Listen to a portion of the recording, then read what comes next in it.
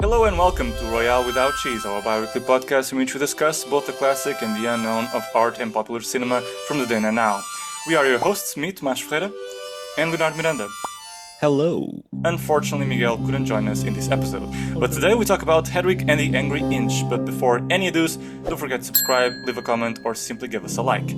Hedwig and the Angry Inch is a 2001 American musical comedy drama written, directed by, and starring John Cameron Mitchell. Based on Mitchell's and Stephen Trask's 1998 stage musical of the same name, it accompanies Hedwig Robinson, a genderqueer punk rock singer from East Berlin, as she tours the US with her band and tells her life story while following the former lover and bandmate who stole her songs. Best Director and Audience Awards at the Sundance Film Festival, Best Directorial Debut at the Gotham Awards, and a Golden Globe nomination for Mitchell as a Best Actor in a Musical or Comedy, having since then gathered quite the cult following. Very well, quite the spectacle for this internationally ignored slip of a boy standing before you, as Hedwig would put it. But what did RWC think of Hedwig's transcendental rock voyage from a wall to a bridge between two worlds? Lenny, let's rock on and dive in, shall we? Let's rock on. 6 inches forward and 5 inches backward. Yeah. That was catchy. I got an angry inch. Yeah. I mean, I have to say, I was the one who recommended the film, because I've seen it years ago, and one of the things that deeply impressed me about the film was the fact that, like said in the opening here, the director, writer is also the actor. And not only that, he sings like hell these songs. I think he's such a badass in this movie for doing all these roles and managing to pull off such greatly written songs and singing them so well. I mean, they are so much part of the personality of the film. And for that alone, I think it's one of my favorite musicals because the songs are so good and they do tell the story of Hedwig as he transitions from East Berlin to America trying to find the love of her life. Or is it his life? It's a little bit complicated in this film because he ends up as a male figure by the end. What pronoun should I use exactly? I think she is probably the correct. She, yeah. I mean, she spends the most part of the film being most of the time. She identifies as a woman and describes herself as a woman. When she talks about herself, as a boy, she's like talking about a past that's troubled. I don't know. But it is sort of a bit uncertain in certain moments, especially because of the ending, as you were saying, where it becomes a bit more muddled. We were talking a little bit ago about the director then says that, oh no, it's more of a non-binary figure. Makes it a little less certain. It's that thing, like we can talk to Hedwig and ask her, like, what are your preferred pronouns? Like, what do you identify as? Like, the movie is just representing a character. You kind of try to understand what she's most comfortable with in theory and what is the most correct way to refer, but when it's a movie it's always a bit complicated because exactly, and it's characters. Also it's an intriguing question with the matter of Hedwig and the Angry Inch with this film, because here you have a character who supposedly at first sight as she's presented throughout the movie, and I don't know much about gender politics, so it completely evades me, and I would open the comment section to all the queer peeps out there to have their say on what is the film regarding those notions trying to say. But as far as I can tell, he is, for the most part, a transgender character. But he is a very specific one in the sense that, is he or not a good representation of that?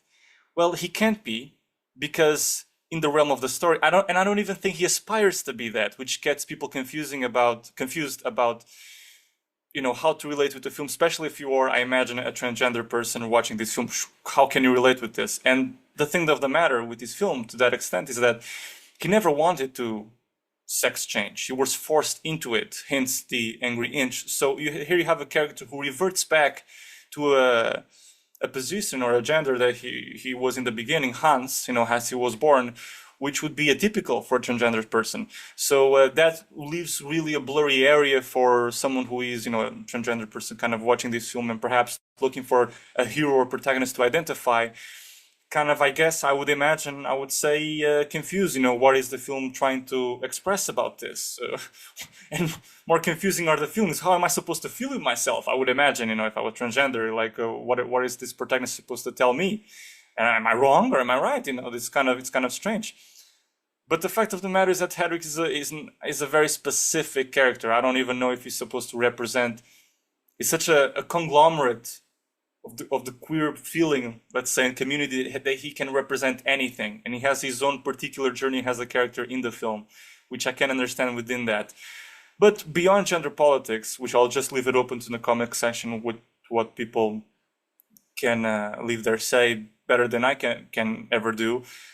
Just regarding narrative, I think that the first strong point for me is really, like I said, the songs and the story that they tell. If you analyze this, for example, I think to that extent, I think that the biggest strong points of the film are its stylization and the sense of play. There is very akin to other indie movies of perhaps the late 90s, beginning 2000s, like Spotless, Sunshine of the Spotless Mind. There's a Eternal Sunshine of the Spotless Mind. I rewatched this film recently, and so when I was watching Hedwig, I was reminded of how these two movies are very playful. There's a playfulness with a sort of theatrical plasticity in presenting the character, where the physicality of sets and clothing and how people are presented and how the blocking is done is ever changing, because the sets change and the places change, and it's completely malleable, and it's supposed to transpire a sort of internal feeling of how the characters feel. Like, for example, when the Berlin Wall falls down, it's all rubble and debris, and you don't even know if it's reality or if it's a dream. But it's an expression of Hedwig first finding himself and first finding love, at least in the sense of the East Communist Berlin falling down and a new promising future, at least as he thought, America being open wide to him. And, then Sergeant Luther comes in and, "Hey, Hedwig, how are you?" It's very funny. Which is a pretty funny scene with that smile, like... The smile, oh. Damn. The deep voice. Yeah, it's pretty funny. So the movie, like we were talking about, the humor of the film is very endearing, the songs are very endearing, and to play a huge part in at least this journey of love of Hedwig, trying to find his better half, as he says I think what is the key song of the movie that is presented at the beginning of the film is The Origin of Love, with the whole of the artwork that is hand-drawn. That takes a lot again, takes a lot. This movie came before Eternal Sunshine of the Spotless Mind, but they're both very close to each other in sensibilities, in the sense that they use this kind of childlike sensibility with the drawings, almost like they're done by a kid in a childish or a child like imaginarium. I would say you're always looking at the film and at the feelings of this grown-up Hedwig through the eyes of the young Hedwig, the young boy still in East Berlin, looking at the future, and without knowing if he has still found himself. Even as an adult, have I found myself? I don't know if I'm man or woman, so there's still that dichotomy, that dialogue. So maybe, yes, then he fits better, has a non-binary and being fluid in between those genders and trying to find where his calling fits best, I guess. Even by the end, we don't know if being a male is a definite fixed role for him. But what I'm more passionate about by the film, upon my first reaction, and even now, were the songs and how to express how lonely he is in the world and how he longs to find his sort of better half that is going to complete him. And there are all these kind of heartaches with there being Luther, like his first love that doesn't work, and then there's a second glimmer of hope with the young man that he is kind of babysitting. I don't know, he's 17, quite odd, a little bit, who then transforms into Tommy Gnosis, which is quite an interesting thing. They kind of become this duet band and create songs together, and they kind of fall apart. The wall breaks again, and who am I in this role? And he becomes obsessed by Tommy Gnosis. He gives him the seed of knowledge, the apple of Eden, so to speak, to imprint the symbolism that the film puts there between Adam and Eve. He gives them the knowledge of music and all the rock angels, from the Pantheon, that like German accent. But and then you see him in the present moment trying to do this tour side to side with Tommy Gnosis, where she's trying to get to him and make him sort of, I imagine, confess to the songs being written between, the two of them, kind of a shared stealing credit, from her, I guess. The whole unfairness of the situation, I can get behind. Her trying to find her better half, who may not be Tommy Noses. I can get behind. I feel the ache in the songs, and the whole theatricality of it. And when you see their first love in the van, and she's pulled behind all those clothings hanging from wires, and they become more and more, and it seems like a forest of love. All of that is amazing. Or the van becoming a stage, and she finds a new band, which is her definite band, Hedwig and the Angry Inch in that fan, and becomes a spectacle for all. All that is expressed very well visually. But then there's those little things which comprise of the narrative itself, of course, the nitty-gritty of, is the relationship between the two very well developed? Is this thing of finding the real love very well developed at all, or just in the songs? I don't know how pertinent this is, really. Does she care more for her songs and getting the rights back, or does she really care for finding her true love? Sometimes those things get mixed, and I don't know which one has the more weight. Me getting my songs back, me getting the fame, which is a little bit shallow and superficial, but I understand important as well, because it's to do with your first love, music.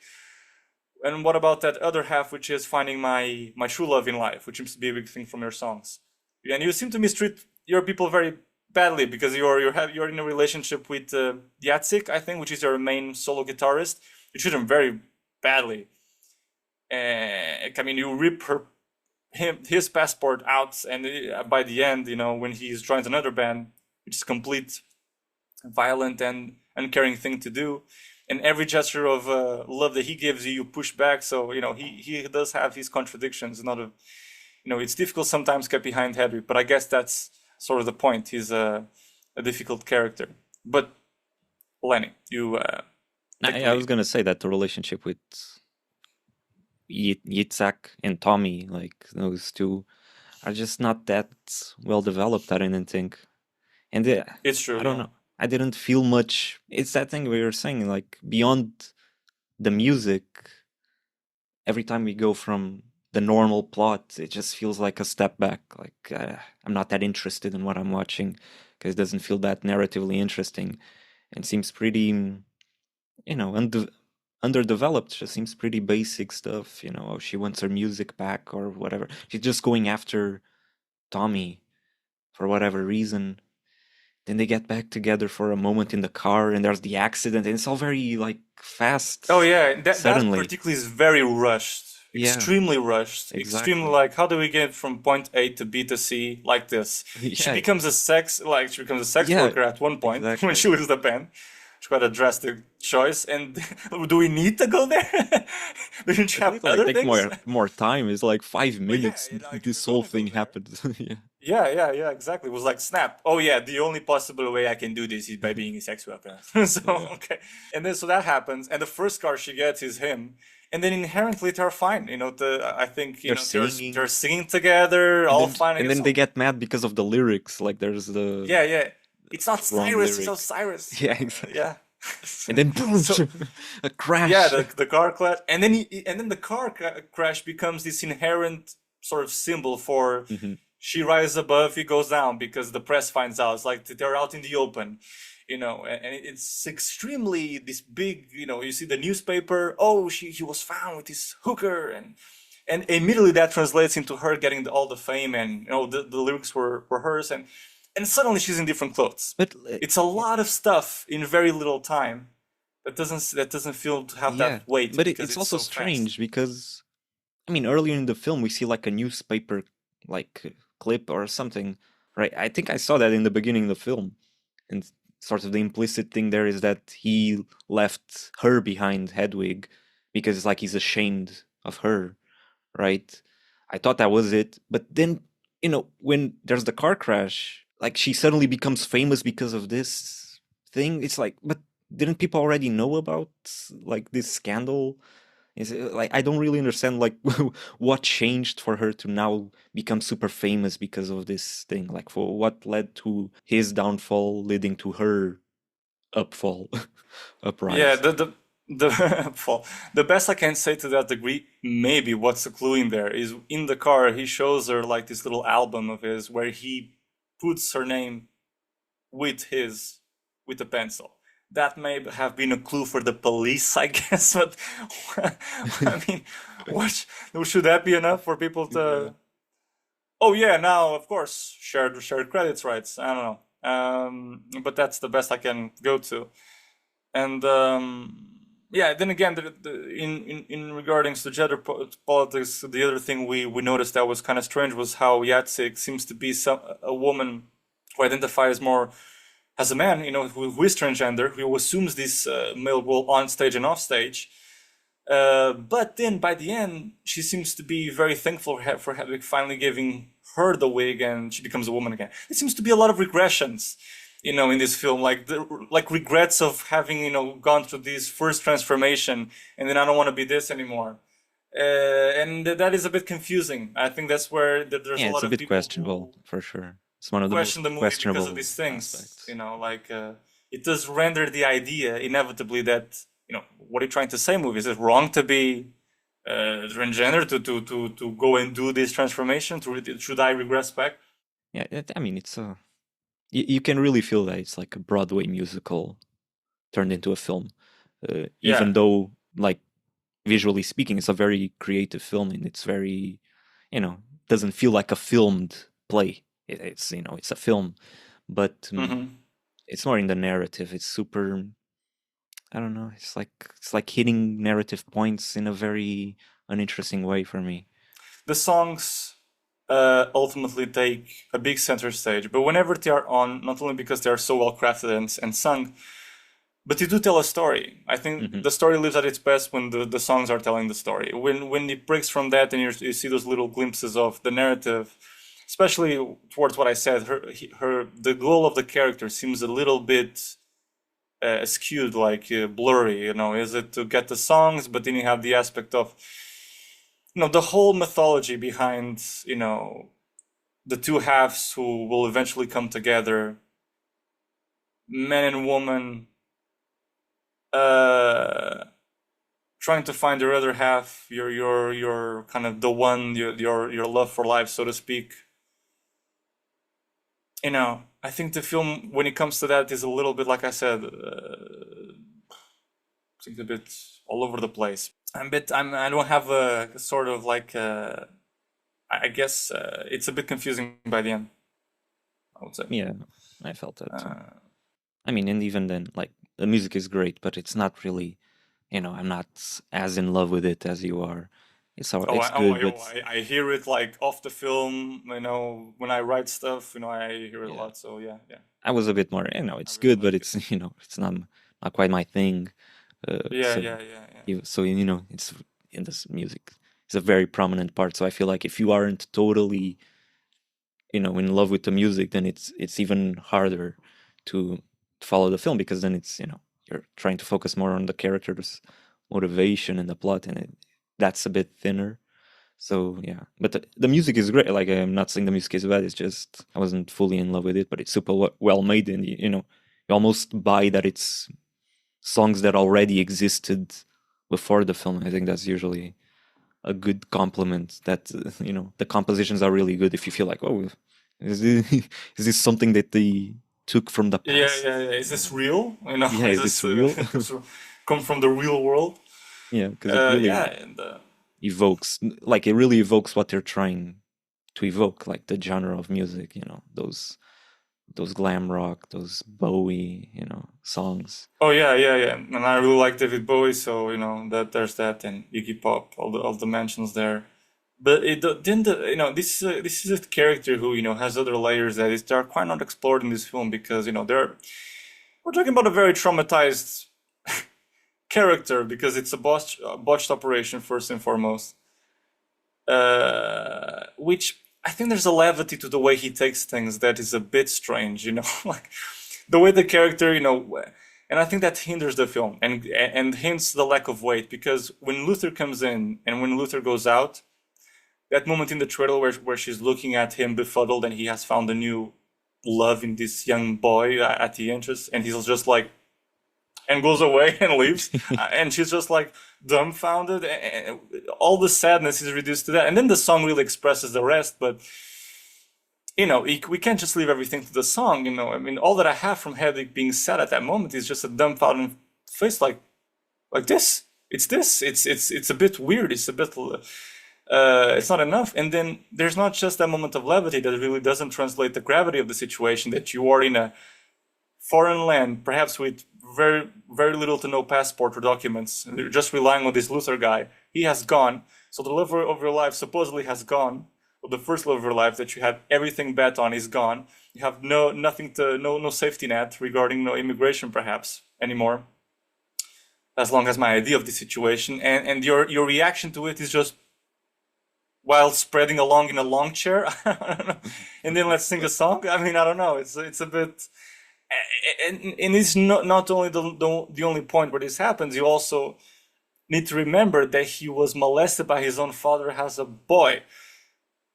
Have you forgotten that? Because that's like a slightly hinted at thing when you see the father and him in the bed, and the way that it's hinted at, by the song, it's like, oh, I was molested by my father, and then it's not even said like this way, but it's hinted at, and you see this very tender image of a father and his boy in bed, kind of almost spooning, and the mother comes in, you pig, and starts hitting the father, and the son doesn't understand anything, of course, but it's like, are we not going to address this situation at all for the rest of the film? This is just a nice little. Let's add an interesting fact for the character there, and I mean, it's like the backstory is like, let's give all the trauma, like all the fucking horrible things, and that's the character. It's a bit, it's a bit. It runs the risk of saying almost, because this kind of stuff runs the risk of saying, oh, this is why he likes men.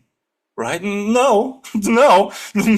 Let's not make it like it seems like that, because the film kind of unintentionally, I imagine, runs this.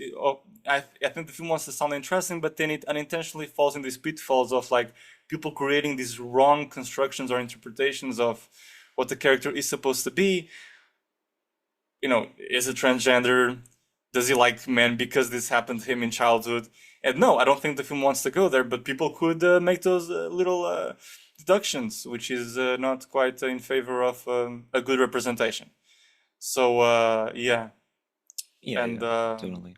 Because when you focus on, it's like, the stories we tell, they're stories like, obviously, this could happen to a person who then happens to also be trans in the future. And that doesn't necessarily mean that the reason they're trans is because they were molested or something like that. Yeah. But, when you tell a story, and when there's so little stories about trans people, and this is the one that you see, it's like, all right, is that the suggestion you're making? Is that the only reason Hedwig is the way she is?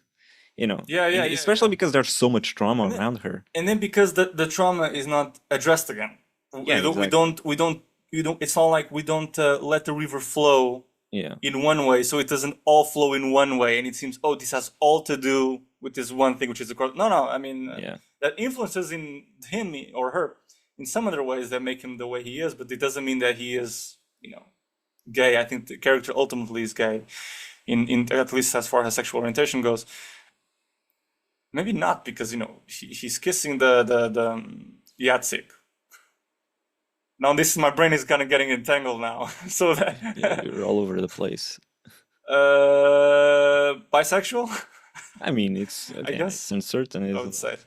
Yeah. I mean, sexuality in general is also sometimes difficult to place. Let's put it in the fluidity box. In the fluid. She's everything. She transcends gender and sexuality. Yeah.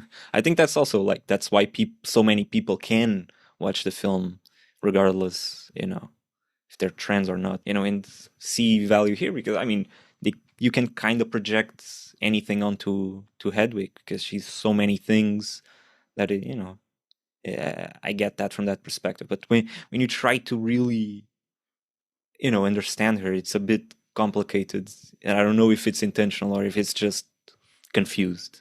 That's the only thing here. Yeah. And then speaking of the music pieces, it's quite interesting the way they block the scenes and they make it visually come to life, because I think it's one of the most impressive films in terms of lighting, those kind of music scenes in bars and cafes and whatnot, because you see so many pools of light of different colors distributed throughout the place, and nothing quite mixes together. Well, they mix together, of course, it's mixed lighting, but you see oranges, you see pinks, you see greens, you see blues all in one place. Also, of course, the very color of the props being used and the set decoration adds to that, not just the light, but it's quite impressive. And often, I kind of think about in these terms because one of the films that I'm writing implies this, using this sort of lighting and these sort of places and performance. So it is quite interesting to see how this film handles it, and how inventive it is with how much they can do in terms of performance, especially, for example, in the Sugar Daddy scene where she's kind of like walking across tables on top of them, and all of a sudden she's being carried by a cart by a waiter. Yeah, it's all very kind of awe-inducing and surprising. And at one point, there's this magnificent effect of her jumping to the audience, and you see her from belly up, kind of gliding over the audience, and you have her point of view inside the wig. That's very interesting. I was always kind of wondering how they did this. They probably put him on some kind of like skateboard sort of device where he could lay down and have the camera below attached like a rig, and then he could like how they did glide Superman at a certain distance. Like with Superman. Yeah, I guess so. I guess Superman. I don't know, but I guess Superman has that, right? That kind of situation. He flies around, I guess. He should be on top of something like a little platform, and then have the camera. And the belly is supporting. What do you mean, Superman? Superman 1970 something's 8? Yeah, or like Superman. Probably. I mean, I don't know if the new ones do that as well. Yeah, I don't know. I feel like I saw some image like behind the scenes. And then we should discuss another thing that is quite. I remember another thing that's quite interesting. Is how Tommy finds out that she's. It's not really about finding that she's a lady or a man. It's about finding the inch. The inch. Yeah. So I guess that's what in the imagination, the suggested imagination, that's what he's finding out, that odd protrudence. I would say, and reacting the way he reacts. How did you find that scene and how it was kind of managed and shot? What do you mean? I don't know what you're asking. I think the thing is, like, didn't he knew when he met her that she was transgender? Because one thing that leads me to say this, because when Hedwig tells her story from beginning to end, even if he knew that she's trans, he'd still be surprised. If he didn't feel a penis and he didn't feel a vagina, right? So he felt something completely odd. In this particular character, we cannot forget again the inch. Yes. The inch is a unique thing. Yeah. What I thought was interesting was that because there's this moment where Hedwig is telling her story of how she came to America, and there's this moment, the way it's visually and orally constructed is she goes around the bed, she's telling her story, and progressively the sound starts to dissipate. You cease to hear dialogue, and you hear this huge kind of comical bomb going, and at the moment you see his eyes looking at her, and, oh my God, I know the truth. And I suppose he heard the operation and the inch, and, so it would come less as a surprise. So hence me saying that when she... I mean, I get it. It's surprising in terms of sensorially speaking, but you knew already. So yeah, that's true. I don't know how you get so, oh my God, and then you flee away and you never talk to each other ever again. And by the way, I'm going to steal your songs. I don't know. You see these moments where these big jumps in the film, very rushed things that I don't know how we transitioned to such a distance when they were so together. Yeah. That's one of the things. This remind me of a film that I also late 90s, which is called But I'm a Cheerleader, which is with Natasha Lyonne. Right. And it's also very, very plastic, very artificial. And she's like she's a high school girl, I think. And she's gay, she's lesbian. And so her parents send her to a conversion camp. And the film is a comedy, like straight up. It's very over the top, very artificial. But I thought it reminded me of this film because of the themes and the way and the approach, and it's a funny film. I think I'll appreciate more now on a rewatch. It does have a very funny thing of like the conversion therapist, I guess, the counselor, the main guy trying to turn people straight, is played by RuPaul. If you know who RuPaul is, that's a very fun, very funny casting choice. And he's like playing a very stern. It's pretty funny. I was not expecting that. That's surprising. But, the implication being there that even the counselor is sort of course, repressing his own sexuality. Yeah, it's a funny film. But yeah, it has the same vibes. Yeah, but we should say as well, now that you mentioned other 90s films of the sort, like queer films. This film is produced by Christine Vachon from Killer Films, which surprised me. But I was surprised, but I wasn't in shock or whatever. Mm-hmm. Makes sense. How should I say this? It was it was but it wasn't like it made sense, like okay, fine, makes total sense that she did this, because often her films are done with Todd Haynes, so there are a lot of films about queer culture and queer community, and you have the Poison film and Velvet Goldmine, all those films that I still want to watch. I know for a long time, but I still haven't watched, from Todd Haynes and the like.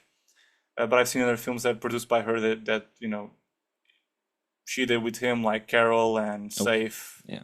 So that's good. I have the book, the blue thing here. If you What's blue? See it. Oh, Christine Vachon, of course. Shooting we to Kill. We should give. You have it as well. We had the class. Have it as well. Yeah, we had it in class. So, guys, if you want Shoutout. Book recommendation, this is a shout out to Christine Vachon, the producer, American producer, NY-based, who wrote this book called Shooting to Kill. It's kind of a handbook for the independent producer, if you want to know. So it's Shooting to Kill, how an independent producer blasts through the barriers to make movies that matter. And so I can read a little bit of the back, hailed by the New York Times as the godmother of the politically committed film. Oh my God, what did you do? I don't know. I think I bought it secondhand. I see. That happens. Yeah.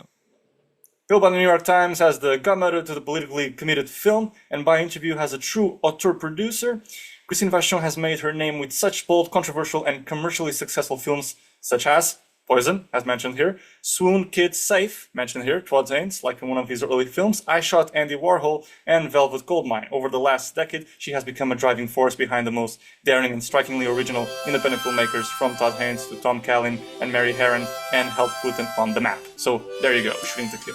Shout out. Shout out. And that's all for today, folks. If you'd like to reach out and suggest a film for the next episode, you can find us on the podcast official Instagram and website pages. Feel free to subscribe, share this episode, or simply give us a like. That's how our podcast can grow ever more groovy. And if you're on YouTube and want to check out more videos like this, check out this next video right here. Thanks for listening, and see you next time.